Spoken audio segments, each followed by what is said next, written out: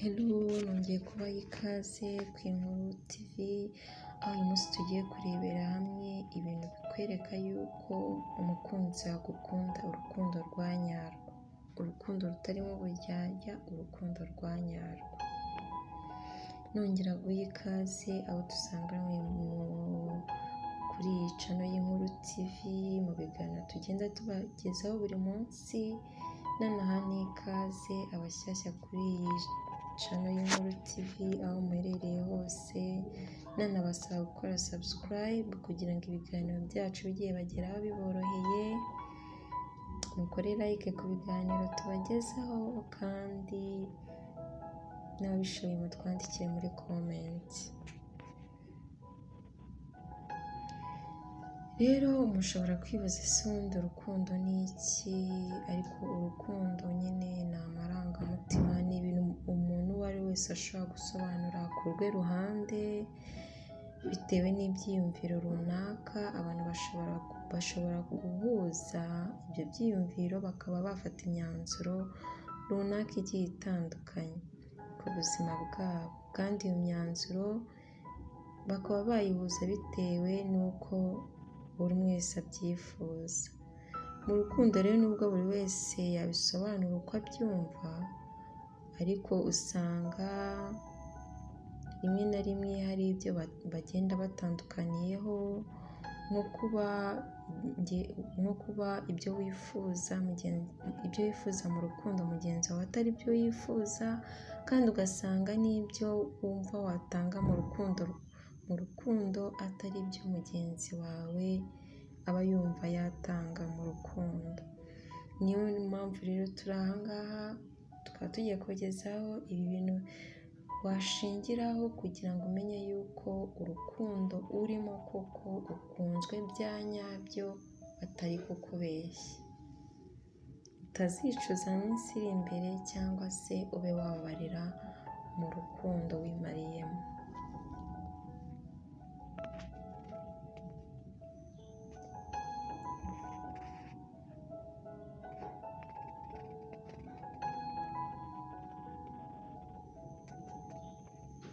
Rero ikintu cya mbere kizakwereka yuko umukunzi wawe agukunze urukundo rwa nyarwo, ni uko umukunzi wawe ugukunda bya nyabyo ntagira isoni zo kukwerekana, aba ari proud yawe aho ariho hose.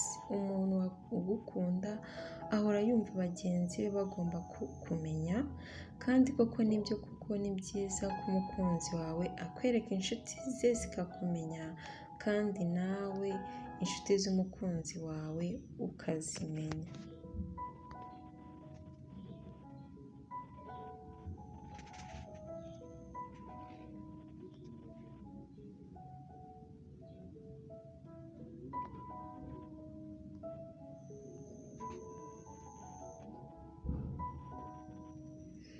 Ikindi rero cya kabiri uzashingiraho ni uko umuntu ugukunda bya nyabyo aba agomba kugusohokana. Aha ngaha rero hari abantu batabyumva kimwe, bakumva yuko ngo abenshi bakunda kuvuga ibintu byo gusohoka ari ibintu bya gisirimu by'abantu bafite amafaranga, ariko burya ntabwo ari byo, kuko buri muntu wese ufite umuntu yikundiye yihebeye aba agomba gufata umwanya wo gutemberana nawe, kabone niyo yaba adafite amafaranga ahambaye.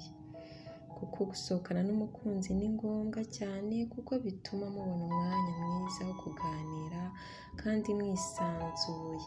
Kandi si n'ibyo gusa, kuko byongera n'urukundo mu mibanire yanyu.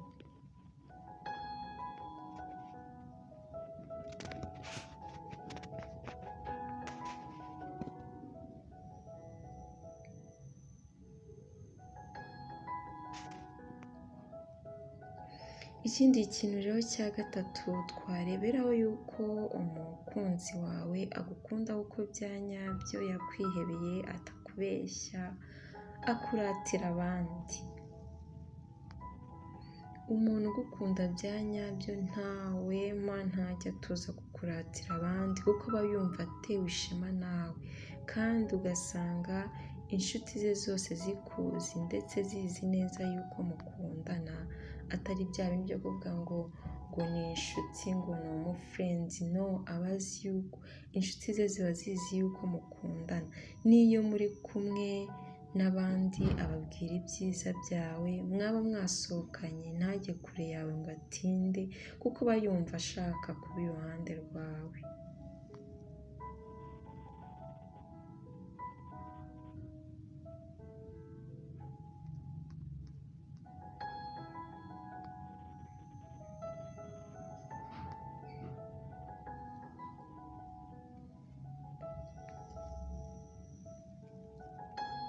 Ikindi kintu rero cya kane wareberaho yuko ukunzwe bya nyabyo mu rukundo, ni uko umukunzi wawe akwereka abavandimwe be, akakwereka n'ababyeyi, akagupurezanta.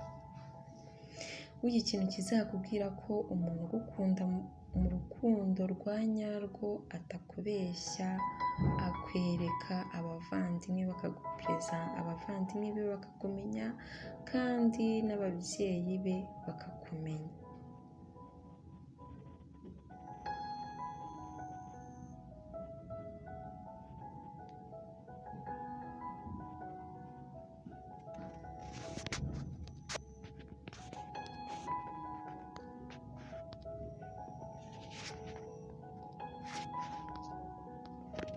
Ikindi rero uzashingiraho cya gatanu, umuntu ugukunda bya nyabyo ntashobora kukuburira umwanya.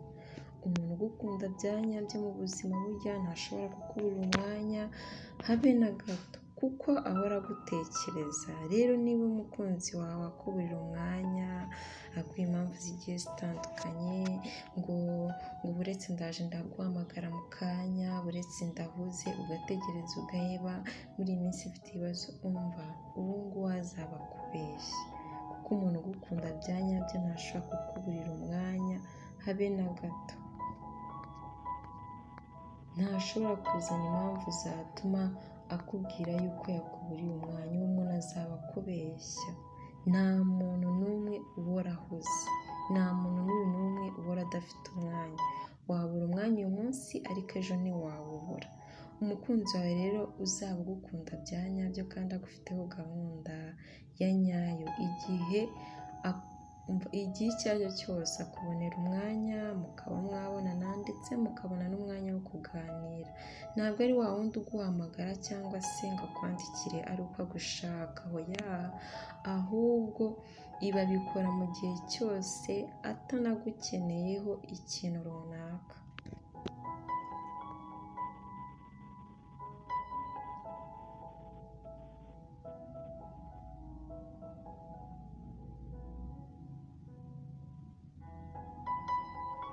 Ikintu rero cya gatandatu uzashingiraho ubona yuko umuntu agukunda bya nyabyo,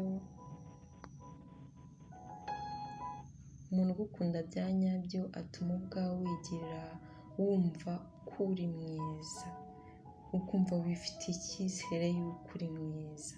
Umusore ugukunda by'ukuri ahora atuma wumva yuko uri umukobwa mwiza w'igitangaza ku isi.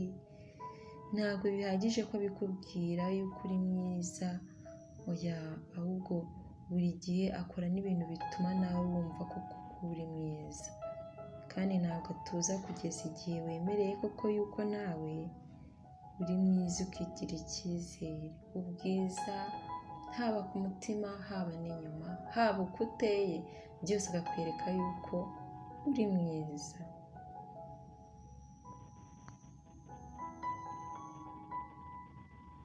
Ikintu cya gatandatu kizakwereka yuko umusore agukunda by'ukuri, ahora yibuka ibintu wamubwiye. Iki ni ikintu cy'ingenzi mu rukundo. Umusore mukundana kandi ugukunda by'ukuri ntabwo yibagirwa ibintu mwavuganye, ahubwo ugukunda by'ukuri ahora yibuka ibara wamubwiye ukunda, ibiribwa wamubwiye ukunda, amatariki y'amavuko yawe, imyambaro, ibintu nk'ibyo ngibyo n'ibindi bintu byinshi wagiye umubwira wikundaho. Umusore ugukunda aba abyibuka. Umusore ugukunda koko ntashobora kwibagirwa, kuko akenshi aba akuzirikana.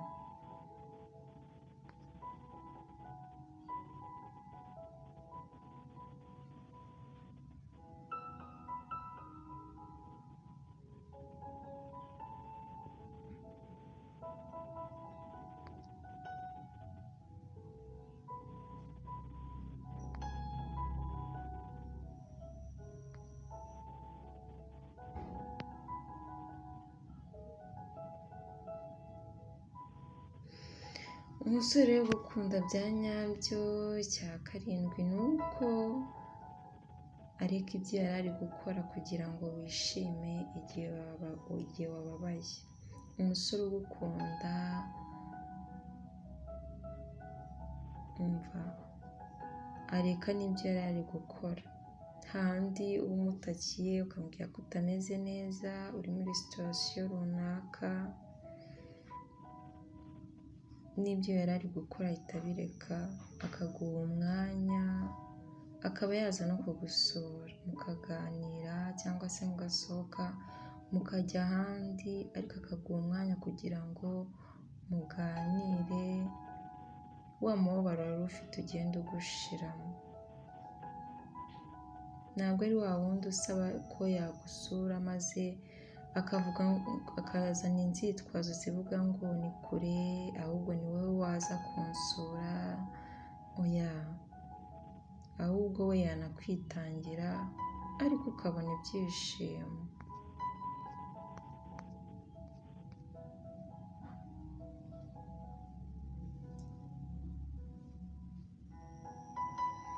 Icya munani rero, umusore ugukunze bya nyabyo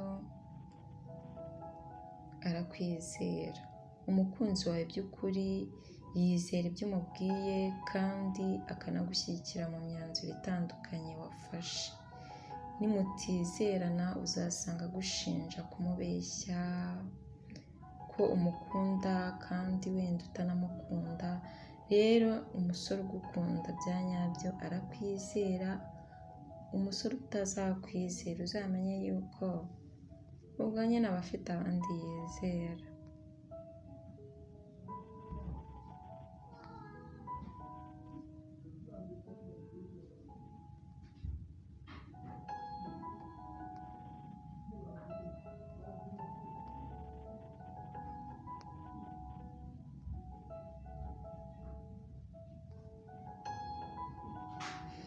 Icya cyenda rero kizakwereka yuko umusore agukunze bya nyabyo, atari kukubeshya mu rukundo, umva, iyo asanze wamuhamagaye cyangwa se wamwandikiye mesaje, yaba isanzwe cyangwa se iyo kuri WhatsApp, araguhamagara cyangwa se nawe agahita akwandikira, ari no kwiyesikiza. Ahubwo umuntu ugukunda bya nyabyo nahasanga message call yawe muri telefone ye, yihutira kuguhamagara no kugusobanurira kuko aba adashaka ko uhangayika. Ibi ngibi ntabwo bikorera kugutinya cyangwa se iterabwoba umushyiraho, oya, abikorera umutima ugukunze kugira ngo nawe aho uri wumve utekanye, uri safe mu rukundo mufitanye.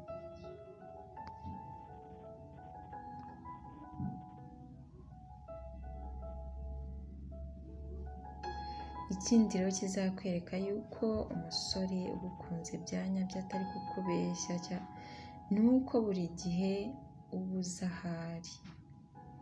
Umuntu ugukunda by'ukuri akubwira gahunda ze, ntabwo yava mu ntara imwe ngo ajye mu yindi cyangwa se ngo ave mu gihugu murimo ngo ajye mu kindi gihugu atakubwiye.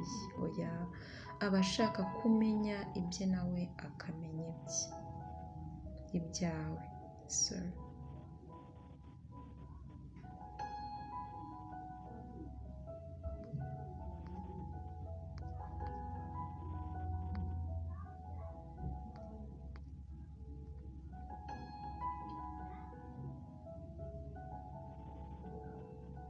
Ikindi rero kizakwereka yuko umusore agukunda bya nyabyo, umva, ahangaha ho rwose ni n'ikintu cyoroshye. Uzabirebera mu ruhame muzaba murimo rw'abantu. Tuvuge mwasohotse muri kumwe n'inshuti ze, uzamenya uko yagupresence muri bo niba atarakubeshye. Iki kintu ni ingenzi kandi kizabafasha, ndabizi. Even no mu miryango ye, tuvuge mu bavandimwe be cyangwa se mu babyeyi be, umva, uyu muntu mu ruhame akwita nde? Mutubwire muri komenti, uyu muntu mu ruhame akwita nde? Aka kantu kazamenya niba, kazakubwira niba koko agukunda bya nyabyo cyangwa se niba yakubeshyaga, niba yakurerekaga, niba yagupfushirizaga umwanya wawe gusa. Aka kanyoni uzahita ukamumenyeraho. Mu ruhame umukunzi wawe akwita nde? Ese iyo mugeze mu ruhame rw'abantu umukunzi wawe akwita nde? Iyo mugeze mu miryango ye umukunzi wawe akwita nde? Iyo muhuye n'abavandimwe be mu nzira cyangwa se muri serivisi runaka akavuga ngo uyu ni sister wanjye yitwa uku, wowe akwita nde? Akwita nde? Akomeza kukwita twa tuzina turyoshye yajyaga kwita honey darling, nitwo akomeza kukwita? Cyangwa arahindura akakwita amazina yawe asanzwe wiswe n'ababyeyi? Aho ngaho uzahita ushyiramo akabazo. Uzumve ko kwa kundi muba muri kumwe, wamusuye mu rugo cyangwa se mwasohotse muri babiri, twa tuzina akwita two mu rukundo, two kubyinira urukundo, uzumve yuko ari two akomeza kukwita nimuhura n'aba bantu. Cyangwa se arahindura akakwita aya mazina asanzwe y'ababyeyi. Ese iyo muhuye n'abantu bashya batakuzi ababwira ko uri nde? Uri iki kuri we?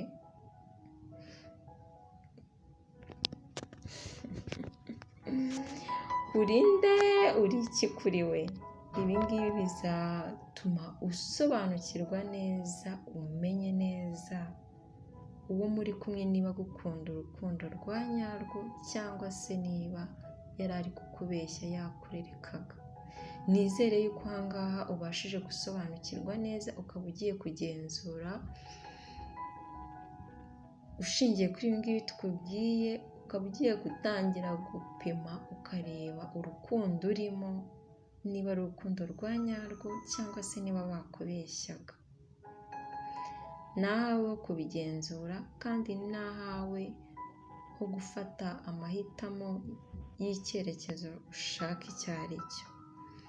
Mwakoze rero cyane kuduha umwanya wacu, nizere yuko aha ngaha murushijeho kumenya no gusobanukirwa ibyo wagenderaho ushaka kumenya niba uri mu rukundo rwa nyarwo cyangwa se niba ukunzwe bya nyabyo, batari kukurereka, batari kugutendekeraho abandi, ukunzwe by'urukundo rufite gahunda, rufite icyerekezo. Bashishikariza gukomeza gukurikirana ibiganiro tugenda tubagezaho. Abashyashya mbasaba gukora subscribe kuri iyi channel y'Inkuru TV, mbasaba gukora like, mukanatwandikira muri comment ababishoboye. Naho utaha imigisha y'Imana ibagereho. Bye.